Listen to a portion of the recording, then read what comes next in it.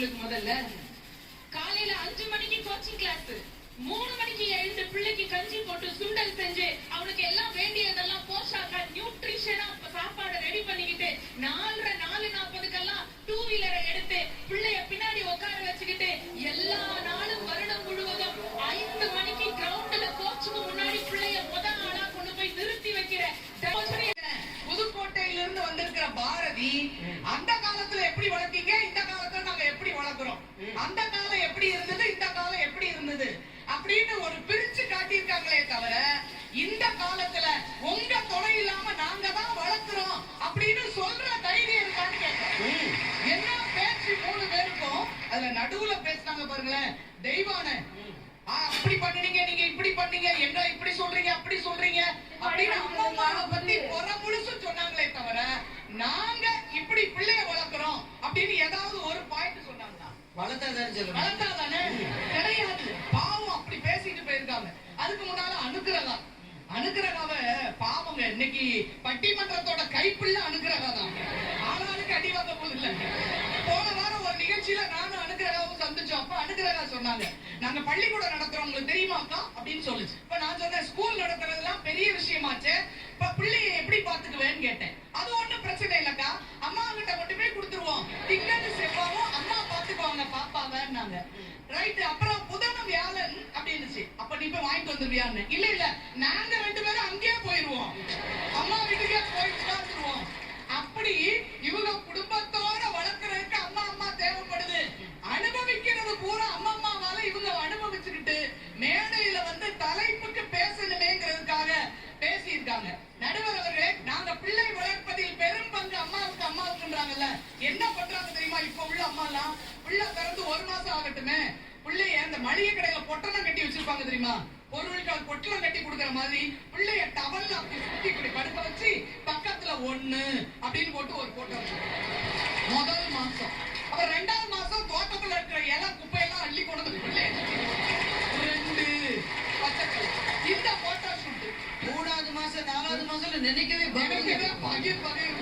எல்லாம் பயங்கரமா அந்த ஐஸ்ங்க குச்சியெல்லாம் அடிக்கி 4 இப்படி எல்லாம் போட்டு இவங்க கிரியேட்டிவிட்டி அந்த போட்டோ எடுப்பாங்க. ஒரு கிட்டே தெரிஞ்சிருக்காங்க.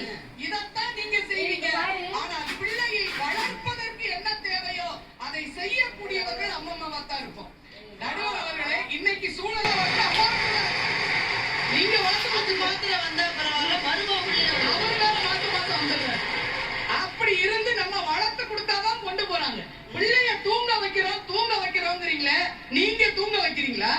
என் மக தூங்குறா பாவம், அவளுக்கு ராத்திரி எல்லாம் தூக்கம் இருந்திருக்காது, அவ தூங்குறா, பிள்ளைய நான் பாத்துக்கிறேன்னு சொல்லி தோல்லே போட்டு தட்டி தட்டி தட்டி கொடுத்து அது மெதுவா தூங்கின உடனே அப்படியே அசையாம அதை கொண்டு வந்து அம்மம்மாக்களுடைய மனசு.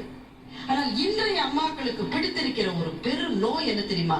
என் பிள்ளை மட்டும்தான் ஜெயிக்கணும்னு, தன் பிள்ளை ஜெயிக்கணும்னு நினைப்பது எல்லா அம்மாவுக்கும் இயல்புதான். ஆனா என் பிள்ளை மாத்திரம் தான் ஜெயிக்க வேண்டிய, இன்னும் ஒரு பிள்ளை ஜெயிக்க கூடாது என்று வெறியோடு இருக்கிற தாய்மார்கள் பெருகிவிட்ட ஒரு சமூகத்திலே பாட்டிகள் தான் அந்த குழந்தைகளுக்கு ஆறுதலை தருகின்ற. ஏன் தெரியுமா? பாட்டிகளுக்கு தங்கள் பேர பிள்ளைகள் மீது எக்ஸ்பெக்டேஷனே கிடையாதுங்க. பாட்டி நான் ஃபெயில் ஆகியும் என் கட்டு ராஜா அவங்க வீட்டுல எல்லாருமே எப்பவுமே ஃபெயில் தான் ஆகும். அது எக்ஸ்பெக்டேஷன் கிடையாதுங்க. என்னிடம் இருந்து எந்த எதிர்பார்ப்பும் இல்லை என்று என் குழந்தைக்கு எப்போ தெரியுதோ அப்பதான் அது பர்ஃபார்ம் பண்ணவே ஆரம்பிக்கும்.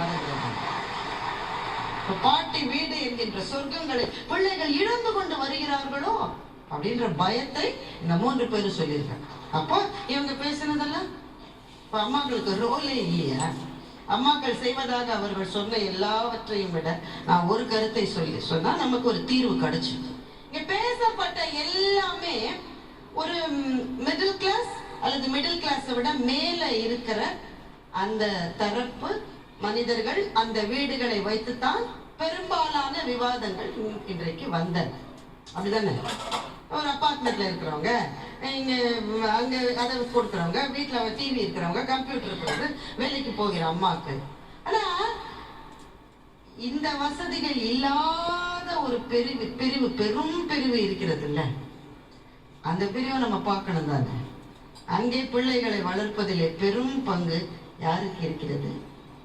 ஒண்ணு வசதி இருக்காது, வறுமையினுடைய கோர பிடி இருக்கும். 10 வீட்டுல வேலை செய்வா, 10 வீட்டுல வேலை செய்வா அந்த அம்மா. எதுக்கு? அந்த ஒத்த பிள்ளைய கரை சேர்த்ததுக்கு. என்ன வேணா செய்வா சார், என்ன வேணா சார். ஒரு விஷயத்தை வச்சு பாருங்க, இப்படி கணவர்களினுடைய துணை இல்லாமல், இல்ல கணவன் இல்லாமல் ஒற்றை ஒற்றை அம்மாக்களாக பிள்ளைகளை வளர்க்கிற அந்த அம்மாக்களினுடைய உறுதியை நினைத்துப்பாரு. அப்புறம் இந்த குறைபாடுள்ள குழந்தைகள் சில சமயம் இருக்காங்க. இந்த அம்மா தான் சார் அதை வச்சு பார்க்கும், அதை யாரும் பார்க்க முடியாது, அம்மா தான் பார்க்கும். அந்த குறை இருக்குன்னு அந்த பிள்ளைக்கு தெரியாதபடி அவ தான் பார்ப்பா. இப்படி சொல்லுகிறேன், ஒரு அம்மா யாராகவும் மாறலாம், அப்பாவா மாறலாம், பாட்டியா கூட மாறி கதை சொல்லலாம், விளையாட்டு தோழனாகவோ தோழியாகவோ மாறலாம். ஒரு தாய் எந்த ரோலையும் எடுத்துக்கலாம். ஆனா வேறு யாரும் அம்மாவினுடைய இடத்தை எடுத்துக்கொள்ளவே முடியாது. இதுதான் சார் அம்மா, அவளுடைய இடத்துக்கு யாரும் வர முடியாது. மறுபடி பிறந்தால் அவள் வயிற்றில் பிறக்க வேண்டும் என்ற ஒரு ஆசையை தவிர நம்ம யாருக்கும் பாட்டிகள் தொடத்தக்கவர்கள், அவர்களுடைய பங்கு விரிவடைந்து கொண்டே போகிறது. ஆனாலும் அவர்கள் ஆற்றுகின்ற அந்த பணிகளுக்கு ஏதோ ஒரு சில நிர்பந்தங்களும் எல்லைகளும் உண்டு. ஆனால் முழு பொறுப்பு என்பது தாய்க்கு மாத்திரம். தன் பிள்ளைக்காக மாத்திரமே வாழுகிற கடைசி அன்னை இந்த உலகத்தில் இருக்கிற வரை அன்னைய தினம் என்பது நம்முடைய புனித நாட்களுள் ஒன்று. எனவே பாட்டிகளை வணங்கி அவர்களினுடைய பங்களிப்பில் ஒரு துளி கூட குறைக்க முடியாது என்பதை ஒத்துக்கொண்டு நான் சொல்லுகிறேன், அம்மாக்களினுடைய பங்கு என்பது அதை விட ஒரு அடி மேல் என்று சொல்லி, இன்றைய அம்மாக்களிடம் சில குறைகள் இருக்கிறது, அவர்கள் அதை திருத்திக் கொள்ளுவார்கள். திருத்திக் கொள்ள வேண்டும் என்பதை அவர்கள் பிள்ளைகளே அவர்களுக்கு சொல்லிக் கொடுப்பார்கள்.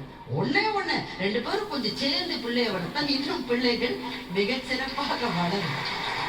பெரும் பங்கு வகிப்பது அம்மாக்களே என்று சொல்லி திரும்பவும் அன்னையர் தின நல்வாழ்த்துக்களை உங்கள் அத்தனை பேருக்கும் சொல்லி முடிக்கிறேன்.